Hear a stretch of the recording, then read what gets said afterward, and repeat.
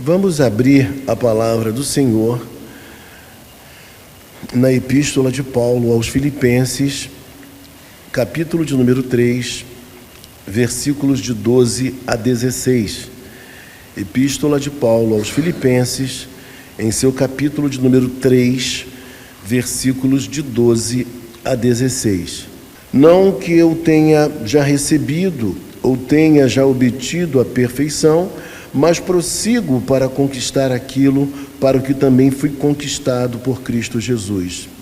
Irmãos, quanto a mim, não julgo havê-lo alcançado, mas uma coisa faço, esquecendo-me das coisas que para trás ficam e avançando para as que adiante de mim estão, prossigo para o alvo, para o prêmio da soberana vocação de Deus em Cristo Jesus. Todos, pois, que somos perfeitos, tenhamos este sentimento, e se, porventura, pensais de outro modo, também isto Deus vos esclareça. Todavia, andemos de acordo com o que já alcançamos. Vamos orar mais uma vez.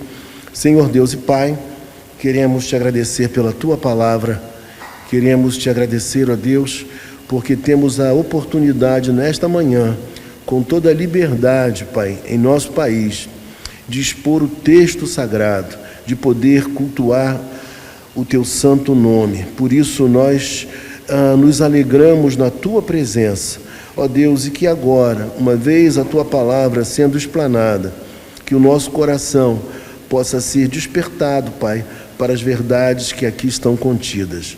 É assim que nós te oramos e desde já te agradecemos, porque te oramos em o nome santo de Jesus Cristo. Amém. Meus amados irmãos, o capítulo 3, nós pregamos já a primeira parte do mesmo na última semana, e nós vimos que o apóstolo Paulo, ele retrata no capítulo de número 3, versículos de 1 a 11, a sua conversão. Ele fala sobre tudo aquilo que aconteceu com ele quando Jesus Cristo adentrou a sua vida na estrada de Damasco.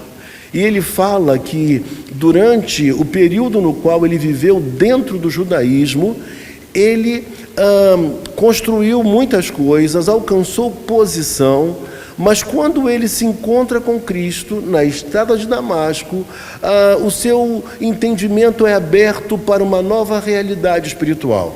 Ele percebe que ele não estava cumprindo a lei coisa alguma, que ele não era tão perfeito assim e que ele precisava, de fato, de uma transformação, de uma vida nova, e essa vida nova aconteceu a partir do instante em que ele se encontra com Cristo. Diz o grande erudito D.A. Carson que até mesmo Paulo perdeu a própria casa dele quando abraçou a fé em Jesus Cristo. Aconteceu isso com Paulo também, é uma ideia que Carson tem. E quando a gente olha para esse texto, o apóstolo Paulo agora, ele vai mostrar para nós que a partir do momento em que ele se encontra com Cristo, algo novo acontece em sua vida e ele tem agora sim um alvo verdadeiro, ele tem agora um objetivo certo, a sua vida finalmente encontrou a razão de ser e de existir. Talvez você que esteja aqui nesta manhã a nos visitar, ou você que nos assiste pela internet, talvez você ainda não tenha pensado nisso, mas é importante dizer que quando Jesus Cristo, ele adentra uma vida, esta vida passa a ter sentido existencial, há um porquê viver, há algo a fazer, há agora um novo sentimento, uma nova disposição, e é disso que o apóstolo Paulo está dizendo. E no versículo de número 12, o apóstolo diz da seguinte maneira: não que eu já tenha recebido ou já tenha obtido a perfeição. Paulo, ele é extremamente humilde. Talvez alguma pessoa, na posição do apóstolo Paulo, tendo a importância que ele tinha naquele período já para a igreja, talvez alguém dissesse: não, Paulo, você não pode se comportar assim, você tem que dizer que você já alcançou. Mas Paulo nos diz algo completamente diferente. Paulo diz que ele não julgava ter alcançado nem obtido a perfeição. Talvez isso seja muito importante em nossos dias, porque muitos cristãos, eles às vezes são contaminados por uma certa arrogância espiritual, um sentimento de que são muito bons, que já alcançaram a excelência, que já cumprem perfeitamente a palavra de Deus, e Paulo diz que ele não havia alcançado. Paulo é extremamente humilde, mas ao mesmo tempo verdadeiro, porque nenhum de nós, por melhor que seja, nenhum de nós já alcançou a perfeição. E eu vou te dizer uma coisa nesta manhã: a perfeição é algo que nós só iremos alcançar na vida futura. A perfeição nesta vida é completamente impossível de ser conquistada. Nenhum de nós é perfeito e nunca, jamais será perfeito nesta vida. É algo impossível de acontecer. Mas Paulo nos diz que ele tem um alvo. E esse alvo, esse objetivo, a palavra alvo, no grego, dá uma ideia de uma outra palavra em português, a palavra escopo, né? Então ele tem um alvo, ele tem um objetivo, ele tem um escopo. Paulo tinha um escopo: viver a vida segundo o próprio propósito no qual Deus o havia alcançado. Ele está dizendo para nós que ele queria viver da mesma maneira com a qual Cristo também o havia vocacionado.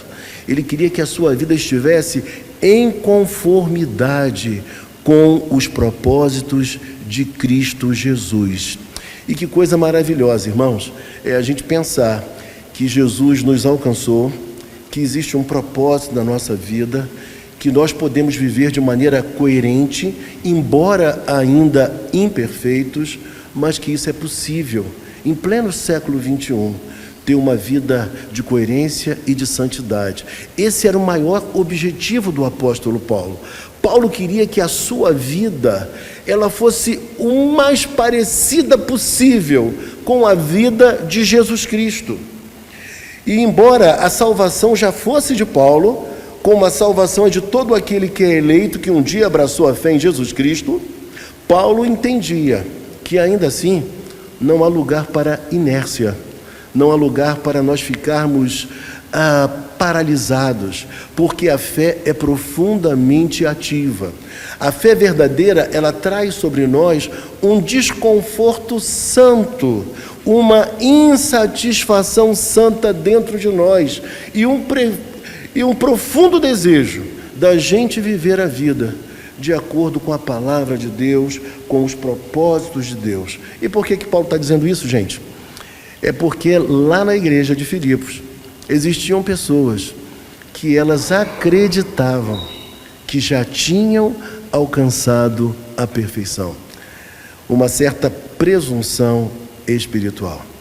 Mas eu digo a você que nós somos pecadores, que nós continuaremos em imperfeição, embora busquemos a santidade, embora devamos caminhar uma vida que seja bonita segundo os propósitos da palavra de Deus, mas a imperfeição neste plano é inerente à vida humana, mesmo à vida daquele que é cristão. Vocês devem lembrar que uma ocasião eu comentei que eu conheci um irmão, era um líder de uma igreja nova, e ele me falou uma coisa que eu tive que rir, me perdoem assim, mas muito engraçada o que ele me disse, a coisa que ele me disse. Ele virou-se para mim e disse assim: irmão Carlos, eu já fiquei 24 horas sem pecar. E quando ele falou aquilo, eu dei um sorriso porque não tinha outra reação. E eu falei, talvez esteja mal instruído, deve ser assim. E tentei conversar com ele, explicar a nossa fragilidade, a nossa humanidade. Mas o problema é que existem pensadores, existem alguns estudiosos da Bíblia, alguns teólogos, que pensam dessa maneira. Eles acham que quando se abraça a fé em Cristo, não se peca mais.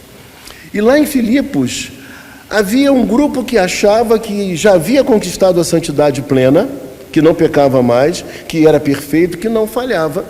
Mas também havia um outro grupo que a gente chama de antinominiano. Palavra feia, palavra estranha, mas o que significa dizer isso? Seriam aqueles que entendiam que não precisaria jamais cumprir a lei, porque estavam debaixo do senhorio de Cristo, e agora o que fizessem pouco importaria, porque já estavam o quê? Perdoados. E Paulo diz que isso é um grande equívoco, um grande erro teológico, e nós precisamos entender que nós somos chamados por Jesus Cristo para prosseguir, para persistir, para permanecer, para ir adiante. Eu não sei se você já viu, se não viu, deve assistir. Está passando, está em cartaz um filme chamado Mais Que Vencedores. E eu pude assistir essa semana o filme com meu filho. E uma das lições que o filme nos traz é que a vida cristã, ela é uma vida que não pode ser uma vida de alguém que desistiu no meio do caminho. De alguém que no meio do caminho resolveu se cansar e acha que não pode mais ir adiante porque está completamente esgotado. A vida cristã, ela precisa ter prosseguimento, permanência. Você precisa perseguir o alvo, e esse alvo é Jesus Cristo. Esse alvo são os propósitos de Jesus Cristo para com a sua própria vida. Então é como se fosse numa corrida. Numa corrida, você não pode parar no meio.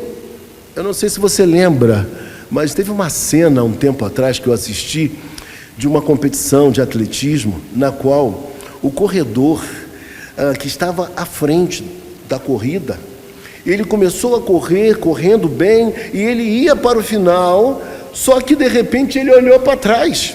E quando ele olhou para trás, sabe o que aconteceu? Não sei se você lembra disso. Ele se atrapalhou, e com isso, quem vinha atrás dele, o segundo colocado, conseguiu ultrapassá-lo.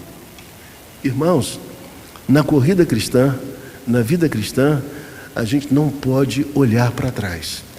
A salvação já está em você, a salvação já está em mim, mas nós precisamos entender que é necessário ir até o final, crescendo, se desenvolvendo, prosseguindo, até chegar à faixa, até chegar ao final. E, meus irmãos, uma outra coisa importante se dizer é que no mundo grego, nas competições gregas, aquele que era competidor, para competir, era necessário que ele fosse grego. Mas ele não era grego para poder, ele não era necessariamente alguém que só iria correr para conquistar a cidadania grega, porque isso era impossível. Não era pelo fato de ter vencido que ele seria agora um cidadão grego. Mas ele nem poderia mesmo participar da competição se ele não fosse grego. E nós também, irmãos, nós competimos nessa corrida porque nós já somos de Cristo. Nós já somos cidadãos dos céus. E por conta disso, a gente precisa correr de acordo com as regras e de acordo com as normas. Porque naquele período, os juízes eram extremamente meticulosos ao avaliar o procedimento, a maneira com a qual alguém corria. Se alguma coisa fugisse ao critério, essa pessoa estava alijada do pleito. Mas nós sabemos que enquanto eles corriam atrás de uma coroa de louros, nós corremos atrás de uma coroa que já nos está garantida, que é uma coroa imarcessível. Uma coroa que não perde o seu brilho, uma coroa que não murcha, ela não perece, ela é para sempre. Nós sabemos que Cristo nos chamou para viver essa nova e maravilhosa realidade. Paulo, não se comparava com os outros. E eu digo a você nesta manhã, não se compare com as pessoas. Não se compare com quem ficou pelo caminho. Não se compare com quem desistiu. Eu, às vezes, tenho que aconselhar pessoas. E as pessoas, às vezes, pensam assim, mas pastor, fulano de tal deu mau testemunho. Fulano de tal também deu mau testemunho. O outro também agiu de uma maneira completamente estranha, esquisita. Por que que eu tenho que ser melhor? Por que que eu tenho que caminhar em santidade se tantas pessoas, ficaram pelo caminho? Se tantas pessoas não levaram com seriedade o chamado que Jesus Cristo fez? E aí eu chego para essas pessoas e digo aquilo que você deve estar pensando aí agora. Existem momentos que nós temos que olhar para o outro, sim, né? Paulo dizia, sede meus imitadores, como eu sou de Cristo. Mas existem momentos que nós precisamos olhar para aquele que é o autor e o consumador da nossa fé. Nós temos que olhar para aquele que nos chamou, é para ele, é olhar, é focar nele e continuar. E no versículo seguinte, veja comigo, no versículo de número 13, o texto nos diz assim: irmãos, quanto a mim, não julgo havê-lo alcançado, mas uma coisa faço, esquecendo-me das coisas que para trás ficam e avançando para as que diante de mim estão. O que Paulo nos diz aqui, irmãos? Paulo diz algo muito importante. Ele mais uma vez reitera a ideia de que ele não havia chegado lá. Nós ainda não chegamos lá. Já somos salvos. Não perderemos a salvação jamais, mas nós ainda não cumprimos o nosso propósito cabal da parte de Deus. Nós estamos ainda em construção espiritual. Nós ainda temos que rever a nossa vida em muitos aspectos. Nós precisamos recomeçar em dados momentos. Nós precisamos aprender mais da palavra de Deus para olhar para a vida de uma maneira mais ampla e espiritual. Mas Paulo diz uma coisa aqui: uma coisa faço. E o que Paulo fazia? É a pergunta que salta. Quando eu olhei para esse texto, eu falei, o que Paulo fazia? E aí eu mesmo respondi, ele olhava para o alvo. Ele sabia o que queria. Ele sabia onde tinha que chegar. Ele sabia qual era o propósito de Deus para a sua existência. Eu pergunto a você, nesta manhã, você sabe qual é o objetivo da sua vida? Você tem olhado para o alvo? Você tem visto a vida nessa perspectiva? Você tem se dedicado ao Evangelho, porque Paulo se dedicava ao Evangelho, com o mesmo ardor, diria eu até com um ardor superior ao ardor que ele se dedicava ao judaísmo. Paulo fazia uma coisa maravilhosa que nós precisamos fazer e é possível fazer. Paulo fazia a vontade de Deus. Paulo se empenhava em fazer aquilo que Deus requeria dele, aquilo que Paulo esperava dele. E quando nós olhamos para a Bíblia, não precisa ser teólogo. A gente encontra com muita clareza nas páginas da Bíblia aquilo que Deus deseja de mim, aquilo que Deus deseja também de você. É importante notar também que Paulo, quando nos diz isso, ele fala que não julgou ter alcançado, mas ele fala que ele se esquece das coisas que deveriam ficar para trás. E o que deve ficar para trás, irmãos? Me diz. Pensa na sua vida, eu vou pensar na minha também. O que precisa ficar para trás? Na mente de Paulo, acredito eu, todos os pecados cometidos por ele e que foram perdoados por Cristo Jesus.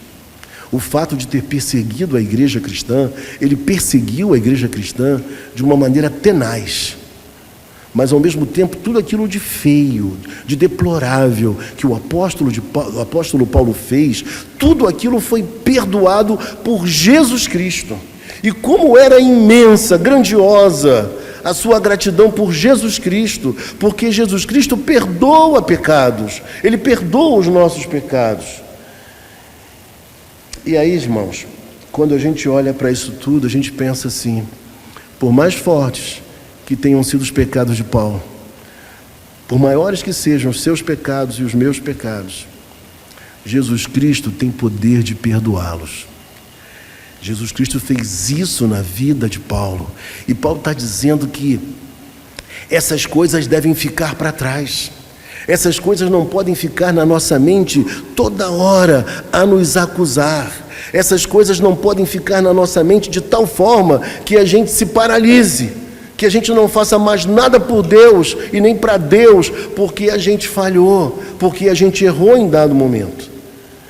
Paulo não via a coisa dessa forma. Paulo, ele entendia que aquele que pôs a mão no arado não pode o quê? Não pode olhar para trás. Porque se olhar para trás, sabe o que vai acontecer? Está arriscado vir alguém e te ultrapassar na corrida. Você tem que estar fito, naquela faixa. Você tem que estar olhando e contemplando, visualizando o prêmio da soberana vocação. E aí, meus irmãos, ele fala que toda essa bagagem negativa que estava embaraçando a vida dele, que estava pesando sobre ele, ele deixou para trás.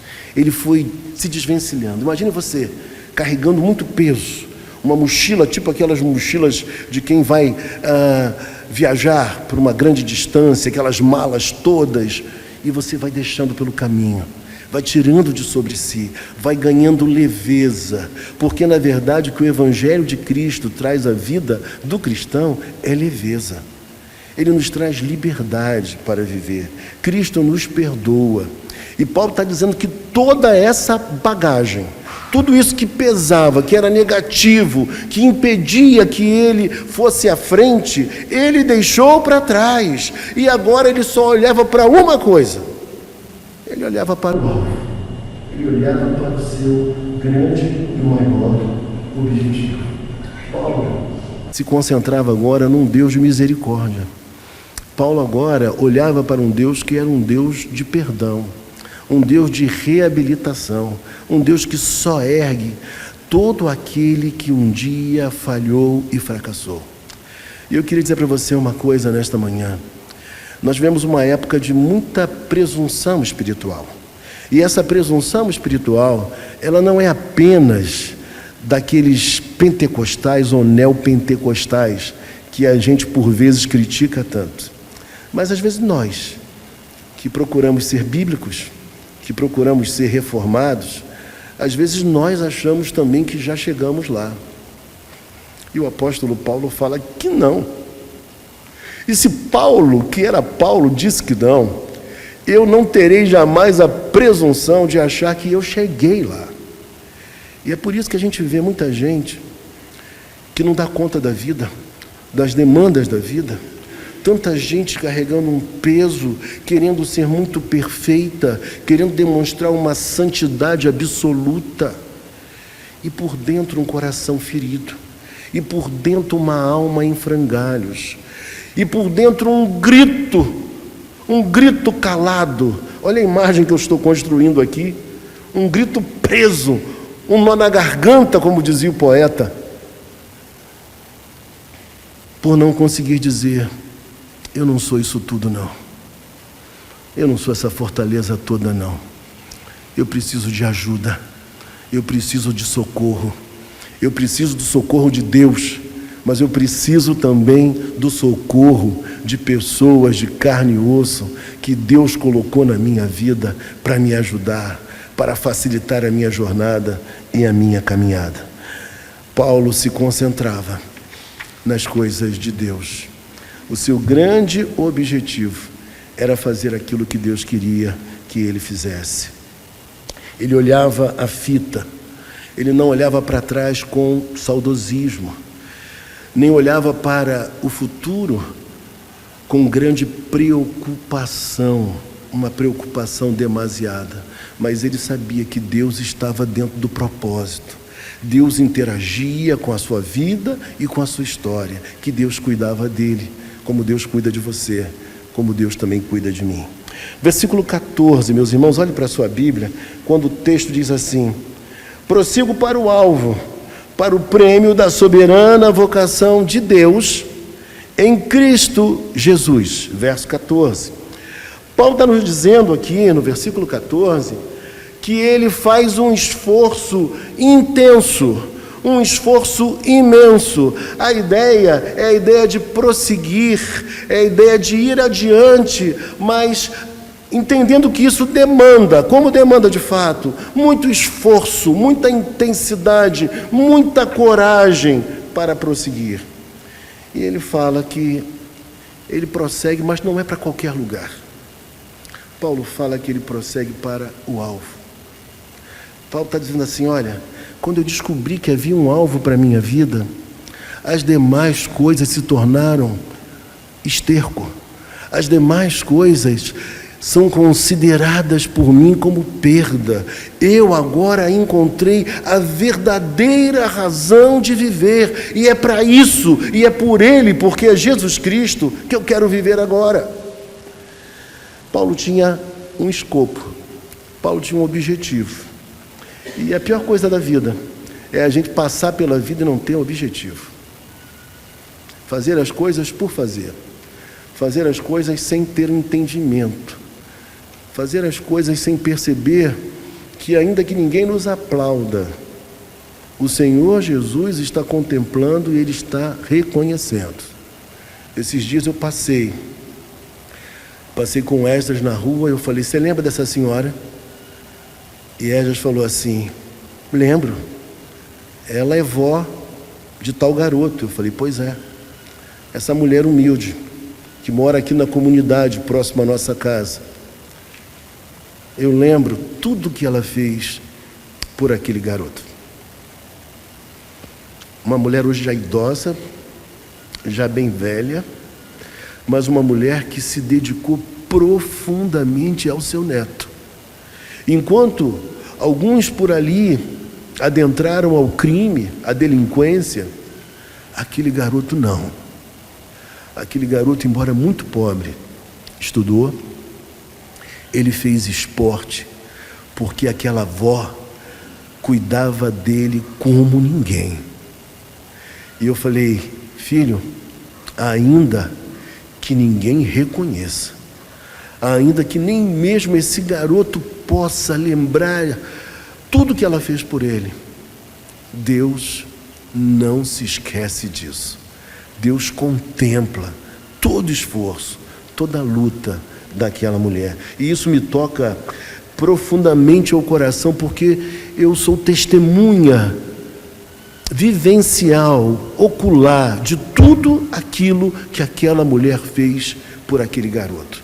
Eu digo a você, nesta manhã, tudo aquilo que você faz e que ainda fará pelo seu filho, pelo seu neto, por alguém próximo a você, tudo aquilo que você fizer pelo Evangelho do Senhor Jesus Cristo, isso não será jamais esquecido. Isso será contemplado, como é contemplado por aquele que tudo vê, por aquele que anda no meio dos candeeiros, aquele que passeia no meio da igreja, aquele que conhece a minha vida, conhece o seu ir, conhece o seu vir. Ele contempla todas essas coisas. E Paulo diz que havia um prêmio, e ele corria atrás desse prêmio. Os estudiosos, eles ficam discutindo entre si que prêmio seria esse, que alvo seria esse, que propósito seria esse. Talvez Paulo quisesse conhecer cada vez mais Jesus Cristo. Talvez Paulo dissesse: olha, eu quero estar tão ligado a Ele, viver tão parecido com Ele, é o que eu mais quero. Talvez Paulo estivesse também pensando na coroa da vida. Mas uma coisa nós sabemos, que Paulo não foi chamado por qualquer motivo. Paulo não foi chamado para qualquer coisa. Paulo foi chamado para uma grande missão. Vocês lembram de Neemias? Quando Neemias, interpelado pelos seus inimigos, queriam que ele deixasse a obra, que ele descesse, querendo armar alguma coisa contra ele. O que ele disse? Você lembra? Lembra que ele estava fazendo uma grande obra e não poderia descer. Lembra? Paulo tinha isso em mente. Era muito claro na mente de Paulo que ele tinha uma grande missão da parte de Deus e ele não iria desistir jamais, ele iria prosseguir. E nessa manhã, irmãos, quando eu prego esse texto, é para que você persiga, é para que você prossiga, é para que você não desista de coisas tão maravilhosas, experiências tão ricas que Deus ainda tem para a sua vida e para a minha vida também. Isso é maravilhoso. Irmãos, uma coisa importante de dizer a vocês, tudo que Paulo está dizendo aqui tem a ver com algo que é pouco falado em nossos dias. Paulo está dizendo que ele queria viver a vida dele em santidade. Paulo queria ser santo. Paulo não queria ser alguém trancado no mosteiro, uma santidade reclusa. Não é essa santidade que a Bíblia tem como proposta. A proposta da Bíblia é uma santidade no mundo. É ser santo na vida, no dia a dia de nossas atividades. É ser santo assim, e aí? Mas Paulo está dizendo que nós precisamos ter disciplinas espirituais, ter uma conduta que nos levará, por certo, a um comportamento correto, segundo a palavra de Deus. Certo estudioso, erudito, Steve Lawson, disse o seguinte: Deus primeiro renova a mente, depois as emoções e, por fim, redireciona a nossa vontade, a vontade humana. É isso que ele faz.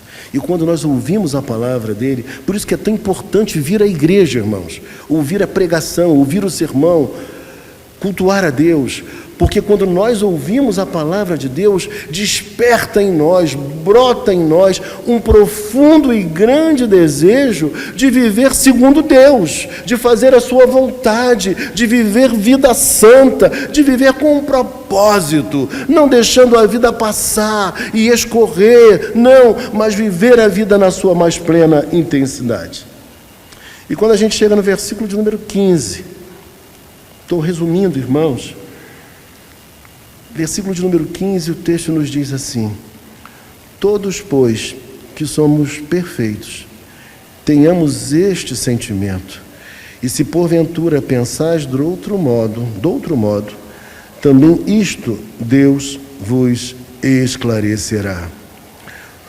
E aqui parece que Paulo usa de um certo sarcasmo, porque quando Paulo fala, veja comigo o versículo de número 15, todos, pois, que somos perfeitos. Naquela igreja havia gente que se achava perfeita. Mas Paulo está dizendo com um certo sarcasmo aqui, né? Por quê? Paulo já havia dito que ninguém é perfeito. O que nós podemos alcançar nesta vida, e essa é a visão do apóstolo Paulo também, a gente pode alcançar a maturidade espiritual, mas nunca a perfeição. E aí, o texto nos diz que tenhamos o mesmo sentimento. E se nós pensamos de maneira diferente, veja que o texto diz, também isto Deus vos esclarecerá. Irmãos, a perfeição não é ausência de pecados, porque ninguém aqui deixará de pecar, nós pecaremos. Isso é impossível, como eu já disse, nesta vida. Mas o que Paulo está querendo nos dizer é que existe algo que é plenamente possível, que é viver uma vida de maturidade espiritual. Pensa numa pessoa madura. Uma pessoa madura, ela sabe das suas responsabilidades. Quando os nossos filhos começam a amadurecer, a gente não precisa mais pedir a eles para que eles façam o dever de casa. A gente fica de olho, mas eles já sabem que precisam cumprir aquela tarefa. Paulo está dizendo para nós, no versículo de número 15, que assim a igreja deveria viver. Era assim que eles deveriam pensar. Eles não eram como aqueles judaizantes que acreditavam que haviam conquistado a mais plena santidade, porque eles confiavam nos preceitos judaicos, na circuncisão. Não, Paulo está dizendo para eles outra coisa. Nós acreditamos sim que Jesus Cristo é aquele que nos aperfeiçoa, é aquele que nos conduz em crescimento gradativo à maturidade, mas nunca à perfeição absoluta. Essa palavra é importante para nós porque ela nos traz cura. Ela nos faz olhar para dentro de nós e reconhecer aqueles pontos nos quais nós estamos indo muito bem, mas também perceber, por outro lado, aqueles pontos nos quais nós ainda não alcançamos, não crescemos, não nos desenvolvemos ainda, aquilo que é possível melhorar. Paulo está dizendo que ele perseguia, ele queria, mas queria muito alcançar esse objetivo. Não havia lugar na espiritualidade de Paulo para uma inércia, para uma paralisia. Ele queria viver mais em Deus, e é isso que a palavra está nos estimulando nesta manhã. Meus irmãos, versículo de número 16, para a gente terminar. Diz assim o versículo 16: todavia, andemos de acordo com o que já alcançamos. Aqui a palavra, o verbo, andar, ele aqui nos remete a algo militar, uma postura militar, aquele que anda na fila, na linha, na regra, nos princípios, da maneira correta. É alguém que está alinhado, como o militar também deve estar. É isso que Paulo está dizendo. Paulo está dizendo que você que é crente, e eu que sou crente, nós precisamos andar de acordo com a palavra de Deus e com os seus propósitos. Nós temos uma direção, nós temos uma bússola, nós temos um norte, nós temos de fato da parte de Deus o que nós mais precisamos, que é saber para onde caminhar. Em dias como os nossos, onde as pessoas estão muito confusas, elas não sabem mais o que é valor, elas não entendem mais o propósito da existência. As pessoas estão vivendo uma vida completamente fora do padrão de Deus. Nesses dias, mais do que nunca, a palavra de Deus é a nossa bússola, é a nossa orientação.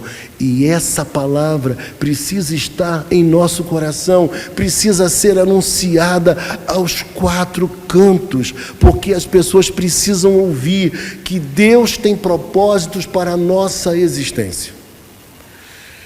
Tenho lido muito sobre educação clássica e educação moderna. E eu, se eu tivesse hoje a oportunidade de criar meus filhos outra vez, já são crescidos. Se tem crianças pequenas aqui, se você puder fazer isso, eu faria todo o esforço para que meus filhos tivessem acesso a uma educação clássica.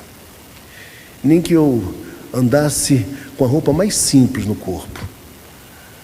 Porque a educação clássica, ela tinha como propósito conformar o ser humano que estava sendo instruído à vontade de Deus.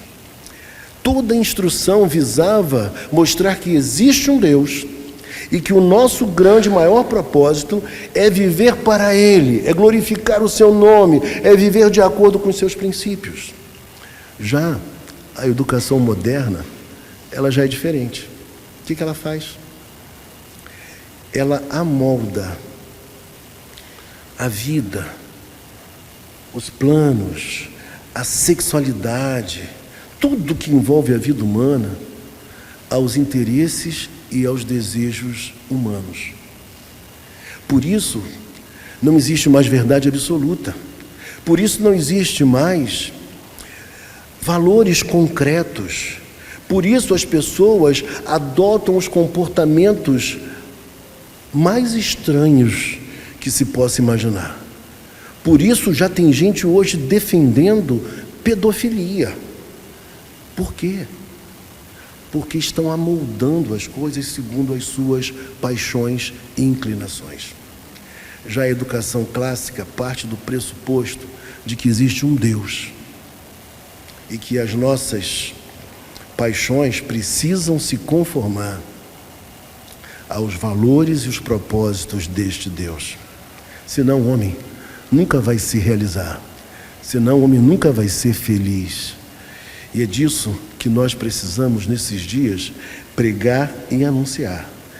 Porque se por um lado a presunção espiritual levava alguns em Filipos a acharem que já haviam conquistado, chegado lá, Paulo diz que, trocando em miúdos, que a presunção espiritual é a maior prova da imaturidade espiritual. Todo aquele que começa a galgar uma certa maturidade espiritual, a primeira coisa que acontece, ele reconhece as suas imperfeições, a sua necessidade de Deus e a sua necessidade do outro para que ele possa se desenvolver. A postura é uma postura humilde, de pertencimento. A postura é essa, e é disso que Paulo está falando para nós. Você deve lembrar que a gente dizia mais ou menos assim há um tempo atrás, que a pessoa só começa a aprender quando ela reconhece que não sabe nada. Quando ela olha para o conhecimento e percebe que tem tanta coisa ainda que ela não sabe, é aí que ela começa a aprender. Porque geralmente, aquele que conhece muito pouco, ele começa a ficar com o nariz em pé e acha que já chegou lá. E Paulo diz que não é assim. E no versículo 16, o apóstolo Paulo quer nos dar uma outra grande e importante lição. Maturidade espiritual passa por esse andar na fila, segundo os propósitos de Deus, e também viver a nossa vida para o próprio Cristo, objetivando Cristo, viver a nossa vida olhando para aquele momento no qual nós receberemos a coroa da vida. Mas enquanto isso não acontecer, nós precisamos prosseguir e perseguir esse alvo, porque existem coisas muito especiais na espiritualidade que nós não podemos jamais deixar passar. São oportunidades, é o tempo que está à nossa frente e há uma urgência da gente viver a vida que Deus deseja para mim e para você. Paulo estava profundamente feliz, apesar de todos esses desafios. Ele queria se conformar com a vontade de Deus. Ele queria se conformar, inclusive, com o próprio sofrimento de Cristo. Ele queria viver essa proximidade, essa intensidade. Ele estava em Cristo para viver ou para morrer. E ele via cada cena, cada instante, como algo profundamente abençoador para a sua própria vida, porque tudo que ele tinha até então era considerado como perda diante da sublimidade, da excelência, da beleza, do gozo, do prazer que ele encontrou desde o dia em que Jesus Cristo entrou na sua vida. E quando Jesus Cristo entra na vida de uma pessoa, nunca mais essa pessoa será a mesma. Tudo se fez e se faz novo. Ela vive em novidade de vida. Ela sonha agora com os propósitos de Deus para a sua própria vida. Vamos orar, vamos finalizar nesse momento. Senhor Deus e Pai, queremos te agradecer, ó Deus, por esta manhã. Queremos te agradecer, ó Deus, porque existe uma vontade, existe um propósito, existe um chamamento soberano da tua parte para conosco, teu povo, teus filhos que aqui estão nesta manhã. E nós queremos te pedir, ó Pai, que o Senhor os abençoe, que o Senhor os desperte a perseguir, ó Deus, a não ficarem paralisados pelo caminho, Pai, ó Deus, mas prosseguir para o alvo da soberana vocação. E que assim, Senhor Deus, nós possamos viver uma vida que seja vida bonita, que alegre ao Senhor e que traga contentamento e prazer ao nosso coração. Obrigado por tudo, Pai. Te rogamos assim, em o nome de Jesus. Amém. Recebei a bênção. Vamos ficar em pé. Que o amor de Deus o Pai, que a graça de nosso Senhor e Salvador Jesus Cristo e que as doces, eternas e eternas consolações do Espírito Santo sejam sobre todo o povo do Senhor, espalhados sobre a face da terra e sobre cada um de nós hoje aqui. Amém.